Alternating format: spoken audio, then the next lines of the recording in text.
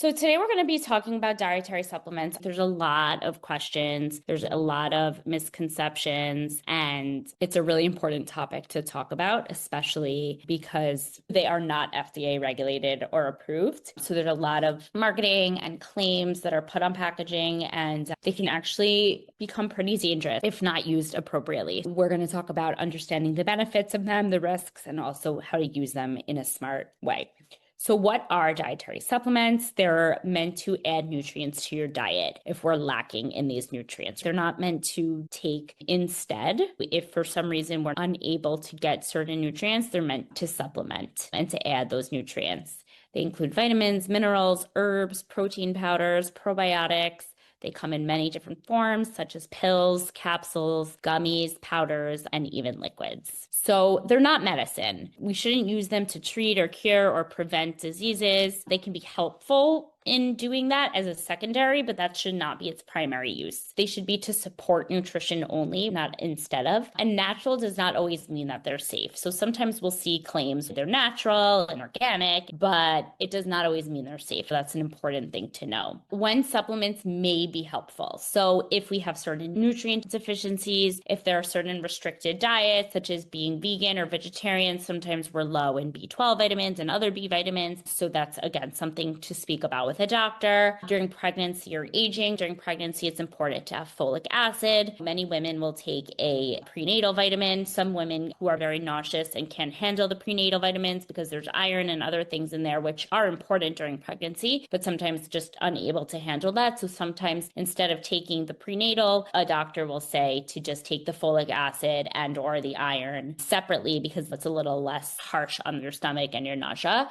Any medical conditions that affect absorption. Some people have chronic illnesses or just other conditions that affect the absorption of certain vitamins, some fat-soluble vitamins or water-soluble vitamins, in which case they will need some sort of supplementation. Also, if a doctor is recommending it. And we'll go over why a doctor would recommend it and what are the tests to see if you are a candidate for supplements. So when are they not helpful? If we're already getting enough from food, if we have a varying diet, we speak about eating the rainbow, eating many colorful foods. If we're eating a vast diet and we're eating enough and we're making sure we're getting different types of foods, we're likely getting enough from food. We don't want to have high doses just in case. We say, oh, just in case I'm not getting enough fish, let me take an omega-3 fatty acid or a fish oil. Replacing medical treatment and mixing with medications unsafely. There are some supplements that do not mix well with medication. It's very important that we know and we speak to a doctor or a pharmacist to help us understand if any supplements we're taking or any medications we're taking don't mix well with other medications or other supplements. We see this a lot in aging adults, that they're on many medications and they're also on supplements. Sometimes they're on it just because they were told, and even though they've never had labs done or anything like that. And sometimes doctors, they know, but they actually don't know. And now there are actually many doctors who will work very closely with pharmacists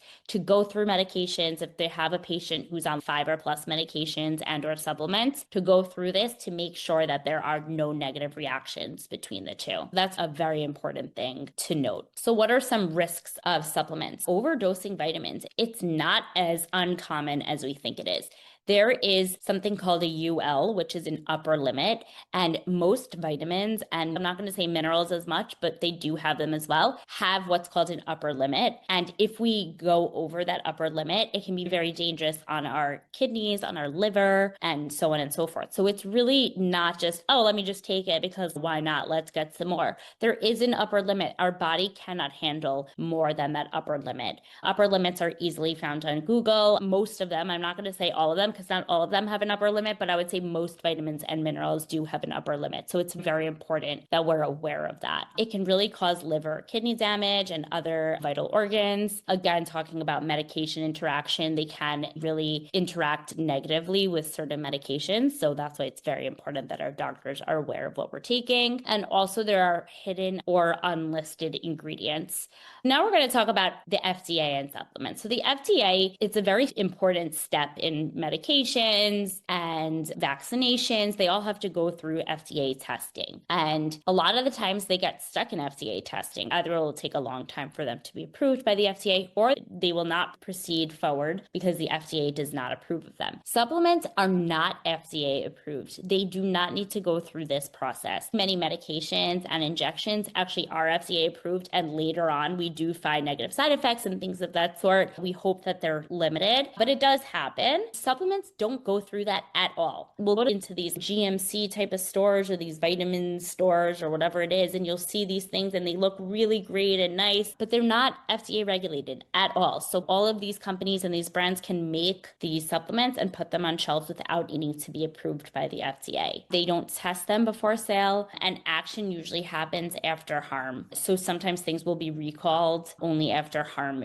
is noted in many consumers. We don't want to be the guinea pigs of these supplements or of these drug companies. I'm not saying all supplements are bad, so I don't want you to think that. Always ask your doctor for a trusted brand. There are many that are great, but always ask your doctor. We should not be taking supplements without asking our doctors which brands are trusted and which they think are the right ones to take. So medication versus supplements. So medications are FDA approved, they're tested, they're regulated, and supplements, there's no pre-approval and there's very limited oversight. It's just an important thing for us to. So how can we be a smart user? We can ask if we truly need it. Always talk to not even a dietitian. I'm speaking as a dietitian. I will always tell clients or patients of mine to go speak to a doctor. And the reason for that is because usually there's blood labs that need to be taken and so on and so forth.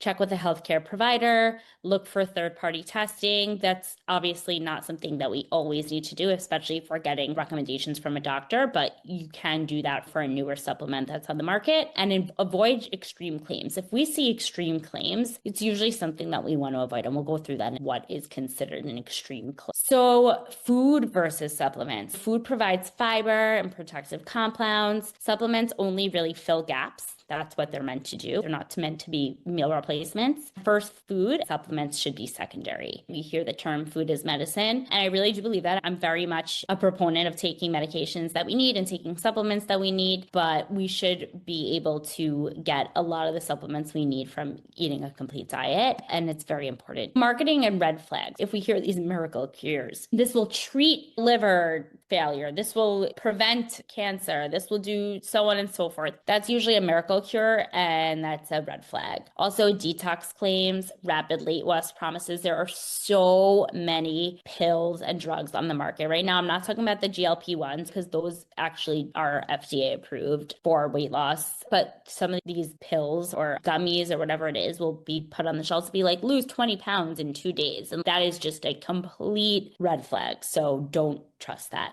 at all. And also secret formulas. How do you know if you need a supplement? So most people do not automatically need supplements. They're used only when there's a clear reason for it. So guessing or self-prescribing can end up being harmful. We spoke about upper limits. Sometimes it's really not necessary for us. And just saying, hey, I want more because I think this is good, can end up being more harmful than helpful. Signs you may need a supplement. So if a blood test shows a deficiency, this is usually the number one thing that we need to do. Go to your doctor, say you want a complete blood count. That usually will test for the vitamins, vitamin A, vitamin D, vitamin E, all of the vitamins, the fat soluble and water soluble vitamins, and iron, things like that will usually show up a deficiency in a blood lab. That's the number one symptom or sign. A doctor or dietitian recommends it. I'm going to say a dietitian should be in close contact with a doctor even about this, because it is something that really can be seen through a blood test for the most part, and dietitians are not taking blood tests, or they're not providing blood tests, so they should be in contact. And if the doctor and the dietitian agree that this is something that's worthwhile, then yes.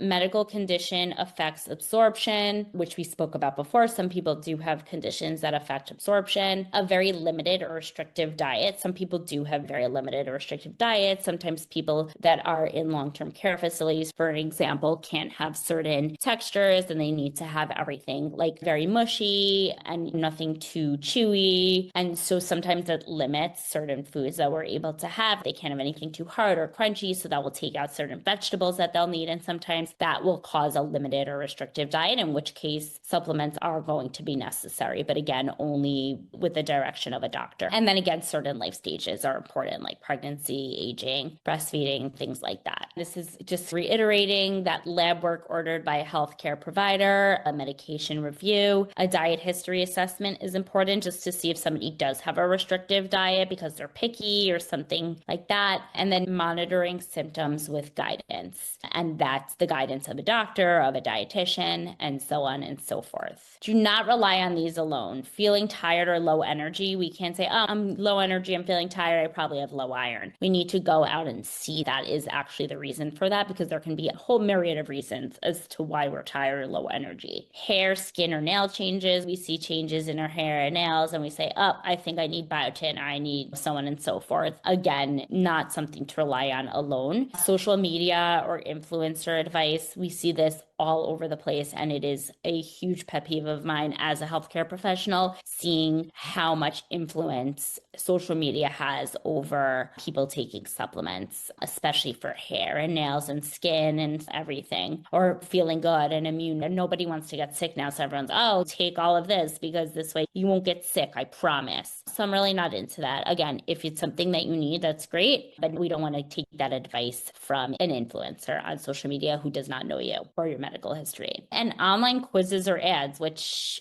that may sound silly, but we see that happen all the time. People take these quizzes on Facebook, or there's certain ads that pop up and they will trust that.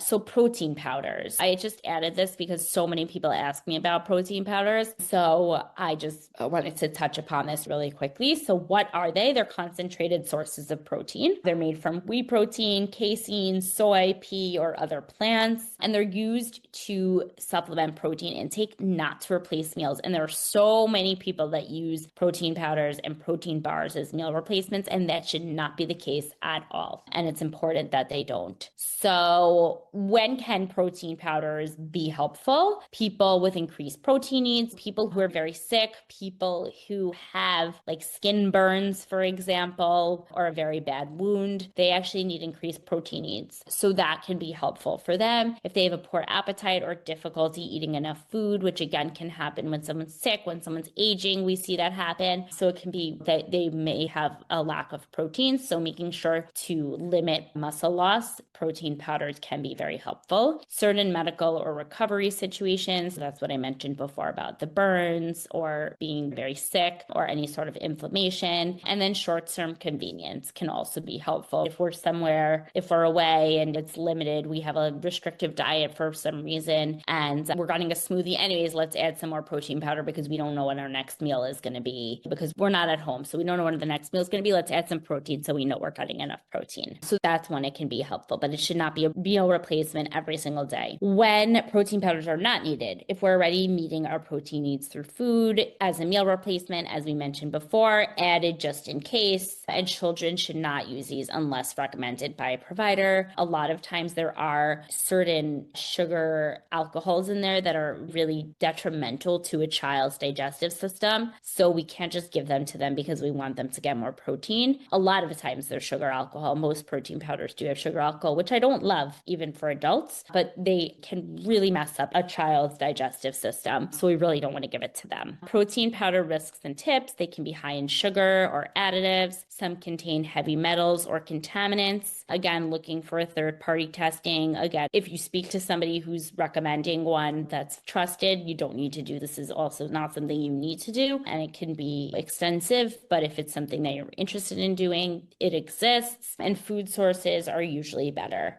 The key takeaways are supplements are tools, they're not cures. More is not better. FDA does not approve these supplements, including protein powders, and food and medical advice always comes first.